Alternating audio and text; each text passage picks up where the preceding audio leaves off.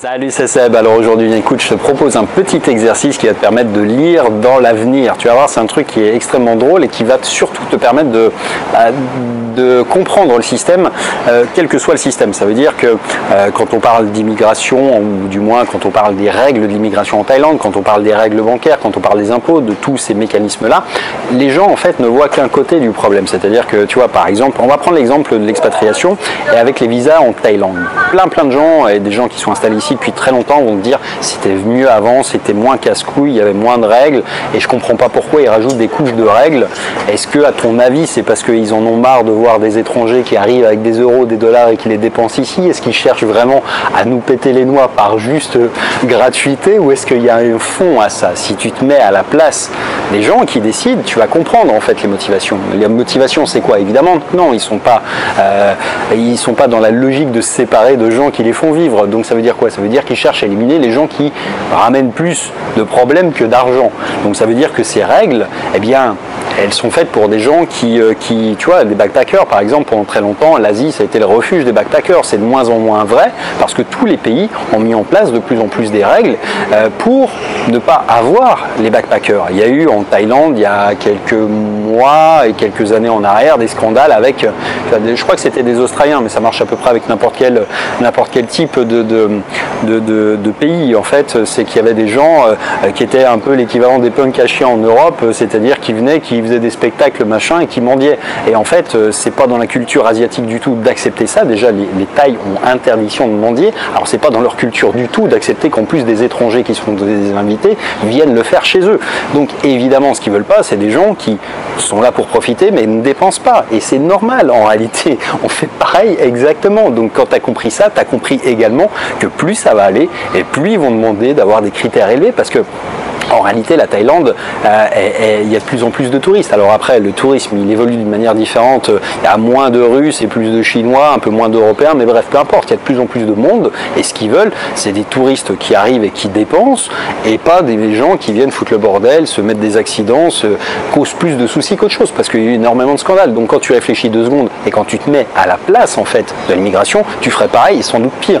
Et je te rappelle par ailleurs que dans notre pays, c'est exactement la même chose. Mais ça vaut pour n'importe quel type de problématiques, c'est-à-dire, tu vois, les gens me disent aussi beaucoup, ouais, mais c'est compliqué d'ouvrir des comptes bancaires à l'étranger. C'est vrai, c'était moins compliqué avant aussi, mais pourquoi est-ce que ça a changé? Est-ce que les banquiers, ils sont devenus totalement philanthropes, ils veulent plus de ton argent? Bien sûr que non, c'est pas ça.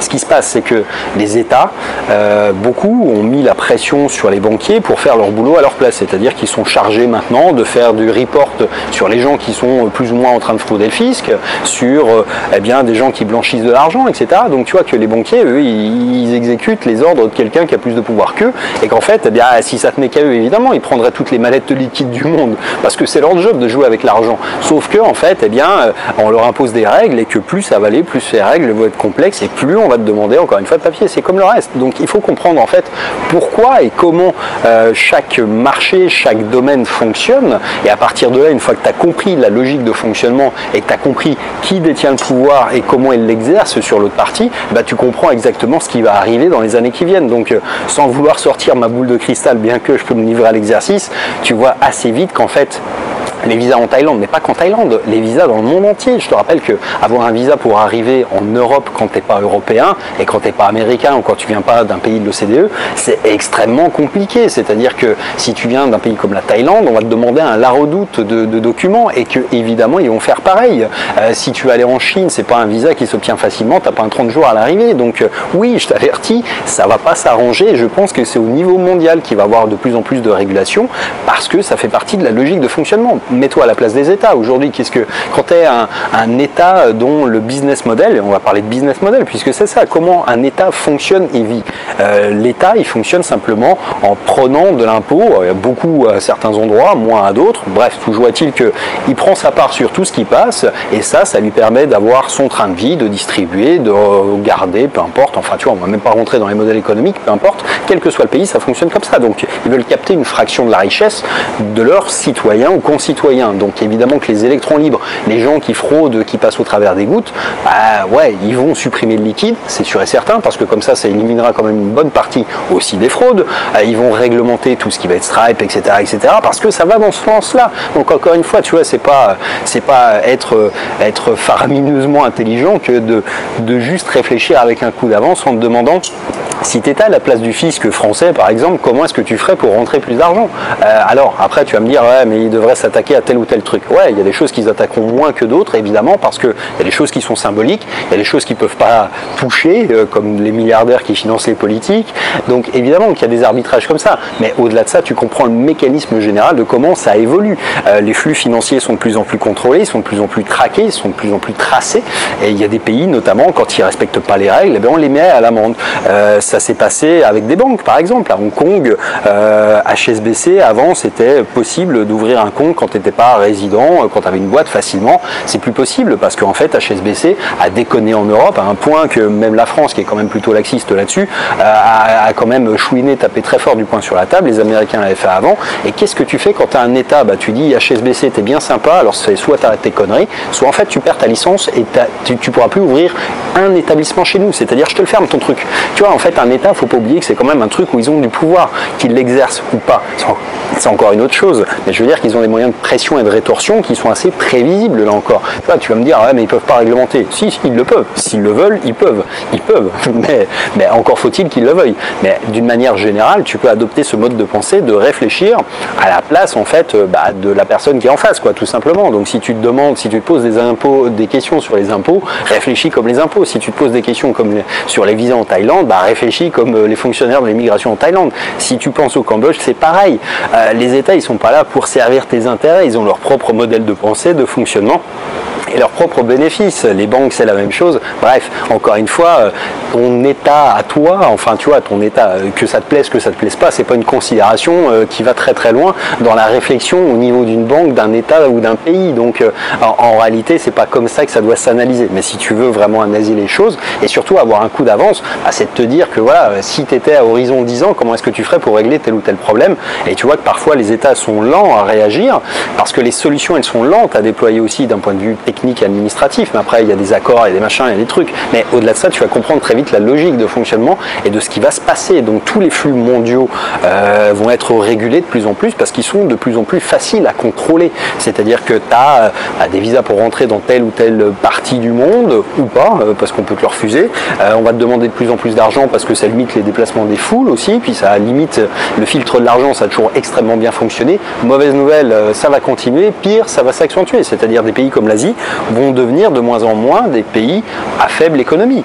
Ils poussent, nous on régresse un peu, tu vois un peu cette idée. Donc en fait, faut pas avoir cette vision de l'Asie que les gens avaient il y a 20 ans en disant que c'est le tiers-monde. C'est pas du tout le tiers-monde l'Asie. Et si tu penses que c'est le tiers-monde, c'est que t'es pas venu à Bangkok par exemple, ou dans des villes même comme Phnom Penh. C'est parce que ça bouge beaucoup plus vite que ce que toi tu imagines aussi. Donc la réalité du truc, c'est que tout ça va aller en se lissant. C'est-à-dire que les pays pauvres ou ceux que tu considères pauvres vont progressivement rattraper leur retard et plus ils vont monter en gamme ou du moins en pouvoir d'achat et plus ils vont dire à tout le monde d'aller se faire foutre et imposer leurs propres règles. C'est comme ça que ça marche. C'est-à-dire que la Thaïlande, il y a 20 ans, c'est plus la même Thaïlande qu'aujourd'hui. C'est-à-dire qu'ils n'ont plus la même économie, il y a des classes moyennes émergentes, il y a de l'argent qui circule. Après, c'est un système économique comme un autre qui a des défauts, qui a des avantages, enfin bref, peu importe. Mais toujours est-il que ce n'est pas des pays qui sont figés. Comme les politiques des États ne le sont pas, comme les politiques des banques ne le sont pas, comme les États qui font ou qui proposent des montages offshore ne le sont pas non plus. Donc tout ça pour te dire que quel que soit le problème auquel tu réfléchis, je t'invite à réfléchir à ça, c'est-à-dire à te mettre à la place de la personne que tu as en face, de celle qui contrôle les règles, et qui peut même créer les règles du jeu, et puis de te demander comment est-ce que toi tu ferais si tu étais dans ces pompes. Et tu vas voir qu'avec ça, tu vas répondre à tous les problèmes que tu peux te poser, et du moins tu vas avoir des réponses assez faciles. Alors après, c'est pas une science exacte dans le sens où tu n'auras pas le timing, forcément, mais au moins tu auras la ligne directrice. C'est-à-dire que là, je peux t'assurer à 100 000% que la politique des visas en Thaïlande, elle va pas redescendre. C'est-à-dire que la pression qui va être faite, on demande de plus en plus de choses pour les retraités, on va demander de plus en plus. On va en demander même de plus en plus pour les touristes, les simples touristes. Pour une raison qui est simple, encore une fois, tu vois, par exemple, en Thaïlande, il y a beaucoup de gens qui viennent pour faire la fête et qui se plantent en scout. Et puis, vu que c'est beaucoup de jeunes, ils n'ont pas pris d'assurance santé, total des courses, ils se barrent, ils rentrent chez eux, mais ils ne payent pas l'hôpital. Et c'est les Thaïs qui payent l'hôpital des pharaons qui viennent se péter la gueule ici. Donc ça les énerve profondément. Tout ça pour dire que si tu étais à leur place, comment tu ferais?